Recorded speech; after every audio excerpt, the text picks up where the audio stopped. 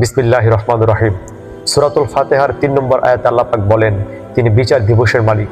এখানে আল্লাহ পাক দিন শব্দর অর্থ বিচার দিবস করেছেন।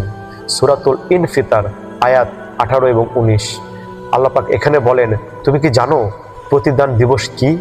যেদিন কোনো আত্মা অপর কোনো আত্মার উপরে কোনো অধিকার রাখবে না এবং সেদিন সমস্ত হুকুম হবে একমাত্র আল্লাহর।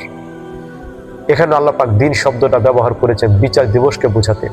সূরাতুল আলে ইমরান আয়াত ১৯ আল্লাহ পাক বলেন, আল্লাহর কাছে দিন একমাত্র ইসলাম।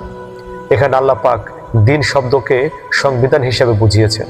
সূরাতুল আলে ইমরান আয়াত ৮৫ আল্লাহ পাক বলেন, ইসলাম ছাড়া অন্য কোনো দিন চাইলেও গ্রহণ করা হবে না। এখানে আল্লাহ পাক দিন শব্দকে হুকুম হিসাবে অর্থ করেছেন, অর্থাৎ হুকুম দেওয়ার মালিক একমাত্র আল্লাহ রাব্বুল আলামিন।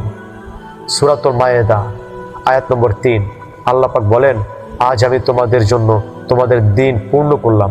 এখানে আল্লাহ পাক দিন শব্দকে ব্যবহার করেছেন এটা পূর্ণাঙ্গ জীবন ব্যবস্থা হিসেবে। পবিত্র কোরআন বলেন, হাদিস শরীফ বলেন, সব কিছুর মূলে আছে এই দিন অথবা এই দিন শব্দটা। এখন এই দিন শব্দ অথবা এই দিন এটাকে কেউ যদি মিথ্যা বলে সে আর মুসলমান থাকে না। আল্লাহ পাক বলেন, মুখে শুধু মুখে বললে মিথ্যা হয় না, কাজে কর্মে অনেক কিছু প্রকাশ পায়। যেমন কেউ যদি বলে আমি দিন মানি কিন্তু তার কার্যক্রম হচ্ছে দিনের বাহিরে, তাহলে সে হচ্ছে মুনাফিক। এখানে আল্লাহ পাক, এখন আসুন আল্লাহ পাক এই কথাটা কোরআনে কোথায় বলেছে আসুন দেখি। সূরাতুল মাউন আল্লাহ পাক বলেন, হে নবী আপনি কি দেখেননি যে দিনকে মিথ্যা বলে? অর্থাৎ দিনকে মিথ্যা বলা মানেই হলো আল্লাহ পাকের যত আইন, আখিরাতের বিষয়ে জবাবদিহিতা সব কিছুকে মিথ্যা বলা। আল্লাহ পাক বলেছেন, হে নবী আপনি কি দেখেন নাই যে দিনকে মিথ্যা সাব্যস্ত করে? এখানে আল্লাহ পাক তার শেষ পরিণতি অর্থাৎ আল্লাহ পাকের আইনকে মিথ্যা বলে, অর্থাৎ সে আল্লাহ পাকের আইনকে মিথ্যা বলে, আল্লাহ পাকের হুকুমকে মিথ্যা বলে, আল্লাহ পাকের দেওয়া জীবন ব্যবস্থাকে মিথ্যা বলে।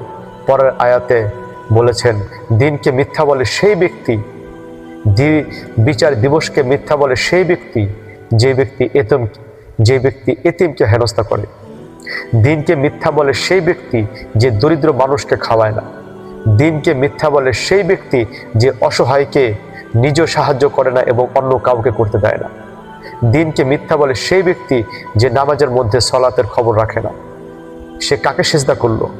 দিনকে মিথ্যা বলে সেই ব্যক্তি যার নামাজ বিফলে যায়। দিনকে মিথ্যা বলে সেই ব্যক্তি যে নামাজ আদায় করে শুধু লোকে খারাপ বলবে বলে।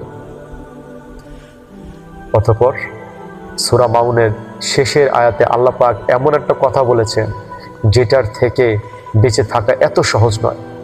আল্লাহ পাক বলেন, দিনকে মিথ্যা বলে সেই ব্যক্তি যে ঘরের অথবা ব্যবহারের ছোট কোনো সামগ্রী কাউকে দিতে চায় না অথবা দিলেও দু এক কথা শুনিয়ে দেয়। মাউন শব্দের অর্থ হলো ঘরের ছোট সামগ্রী, ব্যবহারের সামগ্রী। সেটা হতে পারে, উদাহরণ হিসাবে সেটা হতে পারে একটা চামচ, হতে পারে এক বাটি লবণ, হতে পারে একটা পাতিল হাঁড়ি, হতে পারে একটা কোদাল, হতে পারে একটা কড়াই ইত্যাদি। এত ছোট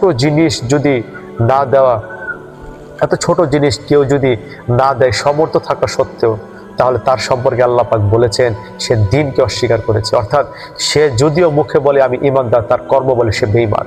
সে যদিও বলে আমি মুসলিম, তার কর্ম বলে সে মুনাফিক। কারণ মুখে ইসলামের কথা, মুখে ঈমানের কথা বলাটা কোনো দাম নেই। এই সূরা মাউন অনুযায়ী চিন্তা করা দরকার, আমি নিজেকে মুসলমান দাবি করতে গেলে আমার চরিত্রটা কেমন হওয়া উচিত। আল্লাহ পাক আমাদের সকলকে বোঝার তৌফিক দান করুন। আমিন। ওয়া মা তৌফিক ইল্লা বিল্লাহ।